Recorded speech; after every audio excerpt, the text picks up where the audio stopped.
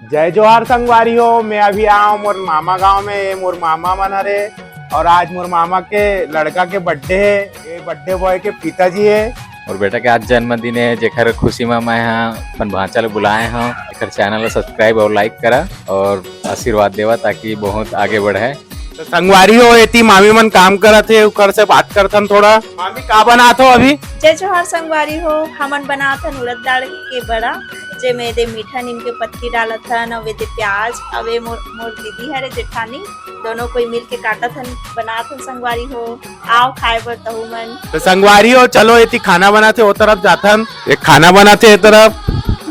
ये बड़े मामी हरे, बड़े मामी का बनात हो बताओ तो। हमन खीर पूरी बनात हन, पनीर मटर बनात हन और खट्टा सब्जी बनात। बड़ा पूरी खट्टम का है? खट्टा में कद्दू है, भिंडी है, बैगन है। ये हमार दादी मन आए हैं, इधर से भी थोड़ा सा बात कर लेता। का बनात हो दादी? हमन बनाथन पनीर मटर पूरी बनाथन, खीर बनाथन और खट्टा सब्जी बनाथन, बैगन कद्दू। तो संगवारी हो आप मला दिखा तो मैं यहाँ का बना थे।